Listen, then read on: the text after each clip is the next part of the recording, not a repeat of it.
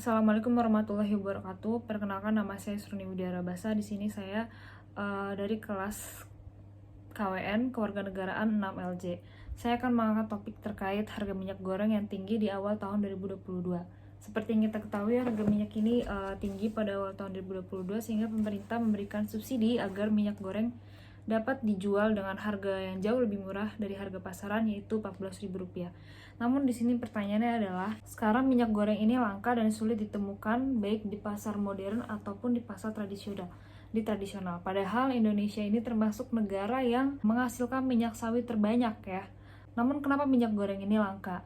Kalau dari sudut pandang pemerintah, mungkin fenomena kelangkaan minyak goreng ini terjadi karena macetnya di bagian distribusi minyak goreng. Jadi kalau dari pihak pemerintah itu menyatakan bahwa sebenarnya minyak goreng ini stoknya banyak, tapi mungkin terjadi penghambatan di bagian distribusi minyak. Entah itu dari perusahaan besar atau perusahaan swasta. Pemerintah juga mengatakan terjadi penimbunan di antara masyarakat. Padahal dari sudut pandang masyarakat sendiri, minyak goreng itu sulit didapatkan. Walaupun sudah disediakan di supermarket atau di pasar modern, tapi tetap sulit didapatkan ya. Maksudnya cepat habis gitu, sehingga ya terjadi kelangkaan itu. Jadi kesimpulannya adalah dari masyarakat mungkin tidak menimbun minyak ya, karena minyak itu ya seperti yang saya sebutkan sebelumnya langka di pasaran. Bagaimana masyarakat bisa menimbun minyak jika minyak goreng itu sendiri sulit didapatkan? Setelah itu pemerintah pun melalui Kementerian Perdagangan mengeluarkan berbagai kebijakan, namun minyak masih langka dan mahal. Kira-kira apa penyebabnya? Dari pihak pemerintah pun diharapkan pemberian subsidi kepada produsen ini tidak menyebabkan kerugian untuk mematok harga lebih murah dari harga pasar. Diharapkan rencana dari kebijakan ini lancar. Namun sepertinya terjadi hambatan pada pendistribusian minyak goreng ini. Dari sudut pandang pemerintah seperti itu. Solusinya dari pemerintah melalui Pemerintah Perdagangan dengan Satgas Pangan untuk tindak lanjut kecurangan yang mungkin ada, dan juga dari pemerintah menyatakan bahwa minyak goreng ini sudah didistribusikan lebih dari 400 juta liter ke 34 provinsi. Padahal kalau normalnya itu kebutuhan minyak per bulan hanya 320 juta per liter, dan perharinya itu 11 juta liter per hari. Dan itu pun akibat kelangkaan minyak ini, pemerintah sudah melipat gandakan kebutuhan minyak per hari ini yang tadinya 11 liter menjadi 20 liter. Digandakan sebanyak 2 kali lipat. Minyak goreng ini tetap tersedia di lapangan, tapi tidak memenuhi ketentuan pemerintah dengan harga eceran 14.000 ya, dalam artian mahal. Artinya gangguan di bagian distribusi atau permainan harga oleh penjual-penjual minyak tersebut.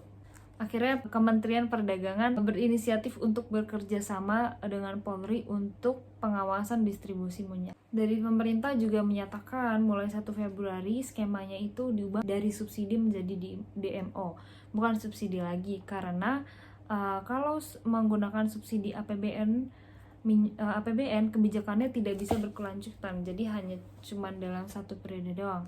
Jadi harga minyak goreng ini tergantung oleh harga CBO. Masyarakat mungkin bertanya, duitnya ini dari mana kalau misalkan memberikan subsidi? Nah, duitnya ini didapat dari eksporsir DMO, yaitu 80%-nya diekspor ke luar negeri dan 20%-nya itu ke pemerintah untuk diolah menjadi minyak atau untuk mensubsidikan minyak goreng ini gitu. Namun nyatanya ya seperti yang sebelumnya ya, aliran distribusi minyak ini mungkin terhambat dan perlu ditangani. Harusnya sih didistribusikan ke pasar, tapi malah ke perusahaan besar yang seharusnya mereka itu beli minyak dengan harga normal. Nah, perusahaan besar ini mungkin tergiur dengan minyak yang telah disubsidi pemerintah, jadi mereka tergiur untuk mengekspor minyak tersebut ke luar negeri dengan harga yang lebih menarik seperti itu. Makanya kalau dari sudut pemerintah itu dinyatakan dugaan sebelumnya ya, mungkin ada terhambat di bagian distribusi atau itu penimbunan oleh perusahaan-perusahaan besar. Seseorang pengamat kebijakan akhirnya menawarkan sebuah solusi.